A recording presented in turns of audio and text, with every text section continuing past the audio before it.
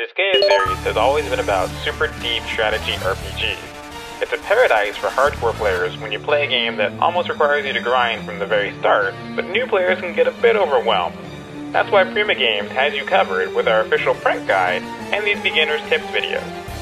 As we move into part 2 of our Disgaea D2 of Brighter Darkness beginner's tips, we'll be covering Monster Mastery, Stores and Customer Rank, the Dark Assembly, and unlocking classes. Monster Mastery is very similar to Weapon Mastery, except that you really only need to focus on 2 types of weapons. Monsters don't have a ranking for each different type of weapon like humanoids do, but as the monsters level up, the weapon stats will increase as well. Just be sure to use physical weapons with the monsters that use physical attacks, and magic-based weaponry for monsters who inflict damage or support the party with magic. It's also worth noting that instead of lifting and throwing party members, monsters can serve as mounts. When a character is mounted on a monster, they can perform special attacks that inflict more damage as the relationship between the 2 characters grows stronger. To improve the relationship between 2 characters, have them fight side by side to perform team and combo attacks, use items on one another, and various other actions. Just make sure not to attack them. That usually puts the halt on relationship building. Go figure. When you come across stores, whether at the main castle or in other areas throughout the game, you'll be able to buy items and weapons just like you would with most other role-playing games. The difference in D2 is that while the rare and more powerful weapons can only be found in the wild, purchasing and selling items at stores increases your store and customer rank. The higher your rank, the cheaper the items in the store and the more items that will become available.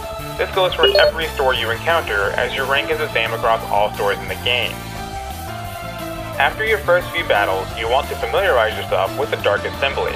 This is where you can create new characters and purchase cheat codes in a manner of speaking. When you create new characters, you can customize them to your liking.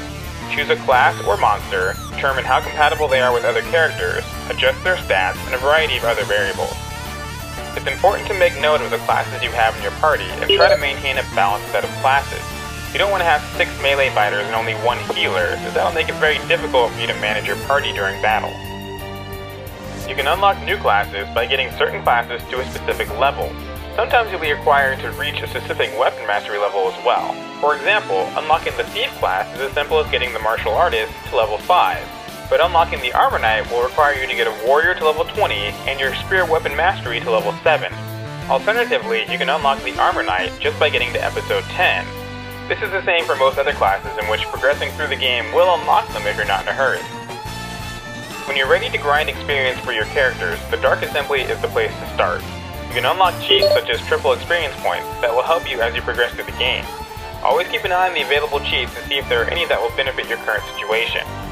That about does it for this round of Disgaea tips, but keep an eye on the Prima Games YouTube channel, as we have more strategy coming your way very soon.